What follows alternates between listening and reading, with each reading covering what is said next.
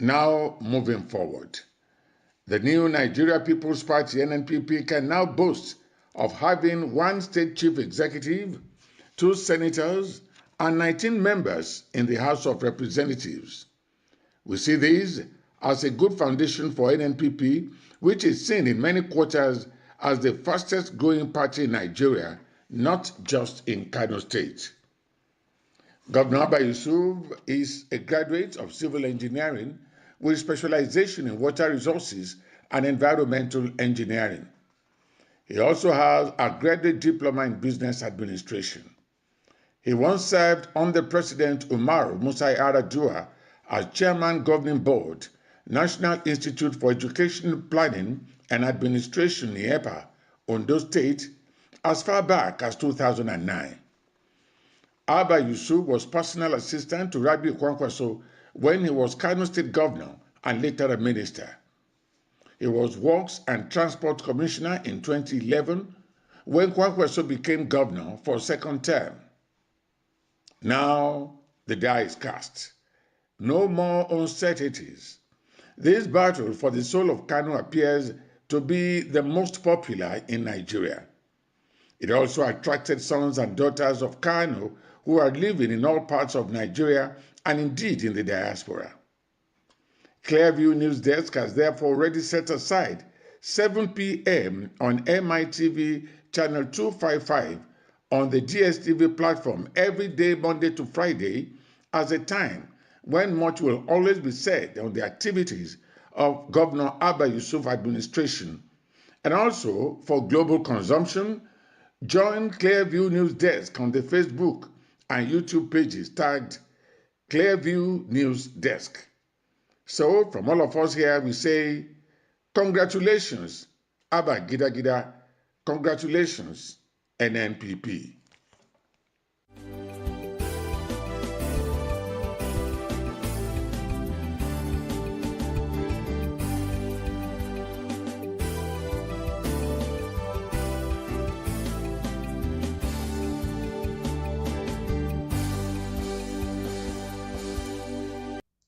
A prominent member of the opposition's People's Democratic Party, who has been critical of President Bola Tinubu, Daniel Bwala, has expressed his willingness to accept an appointment from President Tinubu. He said he would accept an appointment if it contributed to the development of Tinubu's development agenda. The lawyer and politician who met with Tinubu at the presidential villa last week made this known over the weekend. Bwala said if the president makes an offer of a position that he feels will contribute to the development of his agenda, he will more than anything else appreciate it. Last week, there was a strong reaction towards Bwala for his decision to back Tinubu, considering his previous role as the spokesperson of the PDP Presidential Campaign Council for the 2023 elections. Away from politics, the Joint Admission and Matriculations Board says persons living with disabilities who wish to sit for the 2024/2025 Unified Tertiary Matriculation Examination can register at no cost. The JAMB Registrar, Ishak Oloyede, disclosed this while rolling out the registration process for interested candidates across the country. While announcing that registration for the 2024 Matriculation Examination will commence this Monday, Oloyede said JAMB will issue free application documents to all categories of persons living with disability as a form of support. The registrar said the development was a digital adaptation of the traditional reading book, noting that it will come in popular audio formats such as MP3, WMV, and WMA, which will be compatible with all devices that can stream audio records.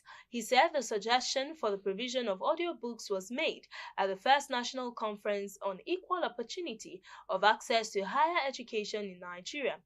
Apart from the blind candidates, other groups to benefit from the free registration, according to the examination body, are people with Down syndrome, autism, dyslexia disorder, and attention deficit hyperactivity disorder. Oloyede, who disclosed that measures have been put in place to ensure a smooth exercise for all candidates, said audiobooks will now be provided for all blind candidates. If you are just joining us, you're watching the news on Clearview News Desk. Help other people to cope with their problems, and your own will be easier to cope with. We will be back after this break. Stay with us.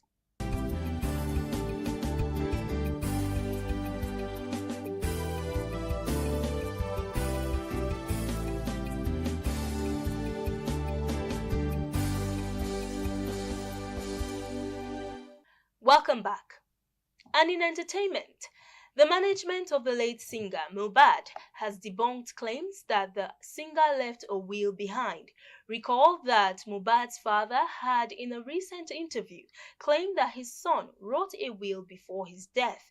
However, reacting in a statement shared via the late singer's Instagram page this Monday, his management described the claim as false and misleading.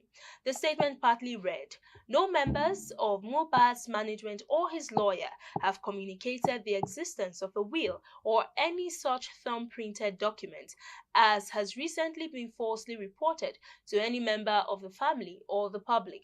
We would like to state with certainty that if any such document did exist, it would have been duly registered with the probate registry. We therefore plead with everyone to refrain from sharing false and misleading statements like this." The management noted that all accounts owned and controlled by Imole during his lifetime were immediately put on a post-no debit order on the 12th of September 2023. This order remains valid till date. It added that the accounts will be properly handed over to the family upon resolution of the internal dispute. Now, some social media users are currently expressing anger following reports that one Ms. Folorunsho Ario was killed alongside Nabiha Al-Qadriya by bandits in the Federal Capital Territory, FCT. Kidnappers dumped the remains of 4 victims they executed around a former military checkpoint behind Ida Junction along the Buari-Jere SCC Road in Kagarko local government area of Kaduna State. Among the corpses so far identified include a secondary school student identified as the daughter of the Ekiti State-born Chief Legal Officer of the National University Commission, Folorunsho Ario, and the 500-level student of Ahmadu Bello University, Zaria, Nabiha Al-Qadiriya. While Ario was abducted along with her mother and 3 siblings 2 Sundays ago, Nabiha was seized with her father and 5 of her female siblings on January 9. They were said to be kidnapped in the Buari-Duse area of the territory. Nabiha's uncle had said they found the corpses of 3 other victims, 2 females and a male, when they went to pick the remains of their daughter. Ario's corpse was released to her family from the Umaru Musa Yar'Adua General Hospital, Sabon Wuse, Niger State, where it was deposited by the police.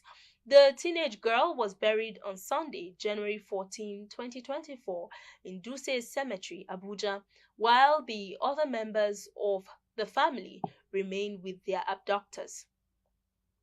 And may their souls rest in peace.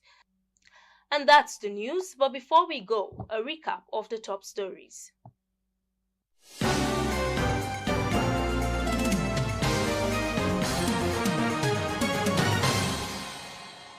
In Nigeria, 2024 Armed Forces Remembrance Day has been marked nationwide this Monday. The event was in commemoration of the nation's departed heroes who laid down their lives while serving the nation, as well as honor to veterans who are still living. Earlier in the day, President Bola Tinubu performed the wreath-laying ceremony with other dignitaries in Abuja.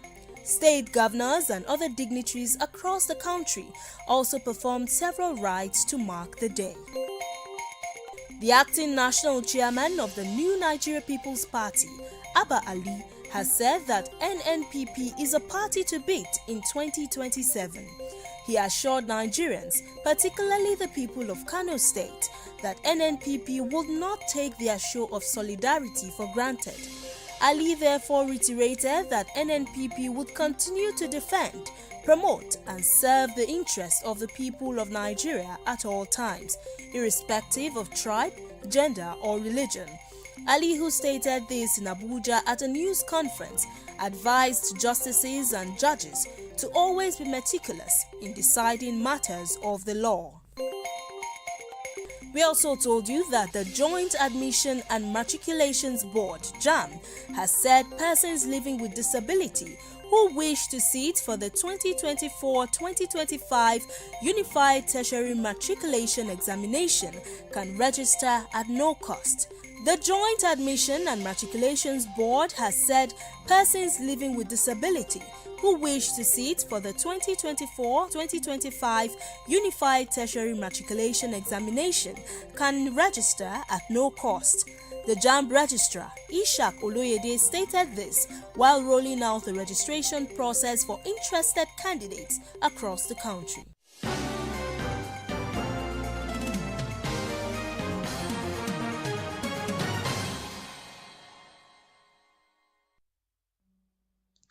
You can follow up on latest events and happenings around you via our social media platforms on Facebook, Instagram and YouTube at Clearview News Desk, or via our handle on X, formerly known as Twitter, at Clearview Online.